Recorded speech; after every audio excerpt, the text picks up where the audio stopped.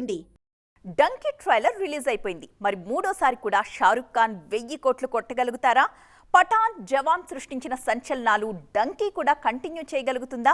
సలార్ లాంటి డైనోసర్ ఎదురుగా ఉన్న బాద్షా దాన్ని తట్టుకుని నిలబడతారా? అసలు డంకీ ట్రైలర్ ఎలా ఉంది? రాజ్ కుమార్ హిరానీ ఈసారి ఏం మాయ చేయబోతున్నారు చూసేద్దాం. 2023 పూర్తిగా షారుఖ్ నామ సంవత్సరం. చాలా ఏళ్లుగా సరైన బ్లాక్ బస్టర్ కోసం చూస్తుంటే ఈ ఏడాది పఠాన్, జవాన్లతో బాక్సాఫీస్ దుమ్ము దులిపేశారు బాద్షా.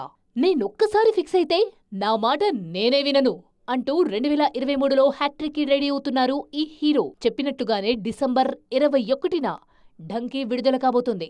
తాజాగా ట్రైలర్ కూడా విడుదలైంది. షారుఖ్ సినిమాల రిలీజ్ డేట్స్ చూస్తుంటే సర్వమత సమ్మేళనం కనిపిస్తోంది. ఇదే సెంటిమెంట్తో వస్తున్నారు కింగ్ ఖాన్.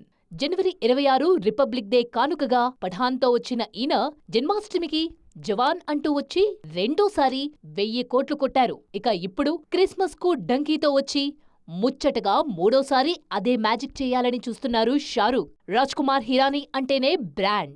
ఈయన చేతపడితే ఇండస్ట్రీ రికార్డ్స్ షేక్ అయినట్లే. మునాభాయ్, పీకే, 3 ఇడియట్స్, సంజు లాంటి సినిమాలతో మ్యాజిక్ చేశారు హిరానీ. అలాంటి దర్శకుడికి షారుఖ్ లాంటి స్టార్ తోడైతే ఎదురుగా ఏ సినిమా ఉన్నా కనిపిస్తుందా? అయితే సలార్ రూపంలో డంకీకి డైనోసర్ అడ్డుగా ఉంది. దాన్నెలా అడ్డుకుంటారు అనేది ఆసక్తికరమే.